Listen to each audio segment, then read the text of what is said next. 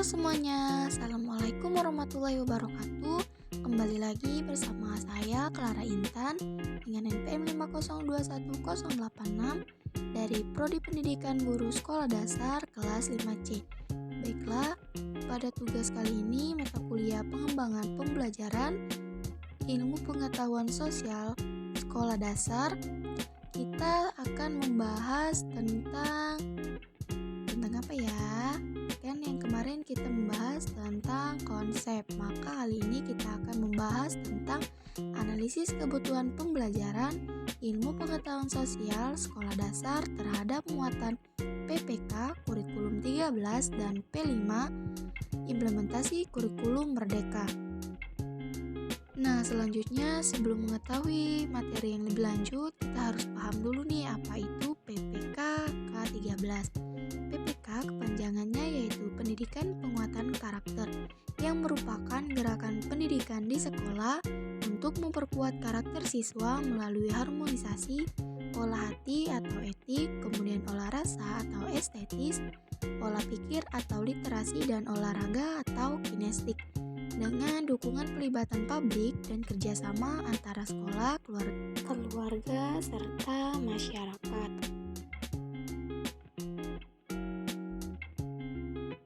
Nah, selanjutnya pengertian P5 implementasi kurikulum merdeka.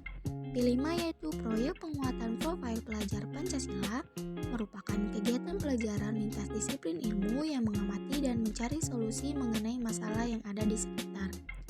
Melalui proyek, peserta didik diberi kesempatan untuk mempelajari isu penting sehingga dapat melakukan aksi nyata untuk menjawab isu tersebut yang sesuai dengan tahapan belajar serta kebutuhannya. Nah, P5 ini sendiri memiliki prinsip utama yaitu yang pertama bersifat holistik, kontekstual, berpusat pada peserta didik, dan yang terakhir yaitu eksploratif. Nah, selanjutnya apa sih yang menjadi kebutuhan pembelajaran IPS ini?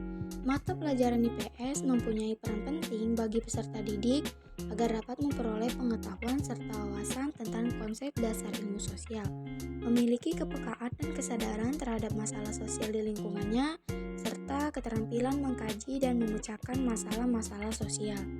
Kemudian analisis kebutuhan pembelajaran IPS di SD terhadap PPK pada K13. Tujuan dari pembelajaran IPS agar siswa memiliki kepedulian terhadap lingkungan sosialnya melalui pemahaman terhadap nilai kebudayaan, selain itu mampu memahami konsep dasar yang dipelajari dari ilmu sosial, kemudian memahami dari berbagai potensi untuk mengembangkan diri siswa tersebut. Dalam kurikulum 2013 ini, pembelajaran IPS diintegrasikan pada kompetensi dasar disiplin ilmu lain yang dihubungkan melalui keterkaitan topik atau suatu makna. IPS mempunyai tempat yang sama dengan disiplin ilmu yang lain, meskipun konsep belajar dilakukan secara tematik, namun kompetensi dasar untuk IPS tetap terpisah dengan kompetensi dasar yang lain. Nah, pembahasan selanjutnya itu indikator pencapaian. Indikator yang harus dicapai pendidik dalam mengimplementasikan kurikulum 2013 pada disiplin ilmu IPS adalah yang pertama, strategi penerapan pembelajaran yang berbasis listen study melalui 3 tahap yaitu perencanaan, observasi, refleksi. Kedua, pemikiran dalam perubahan kurikulum 2013 yang menekankan pada pendekatan saintifik yang mengembangkan kreativitas siswa. Kemudian yang ketiga, proses pembelajaran pada 2013 yang menekankan pada tematik terpadu tingkat sekolah dasar.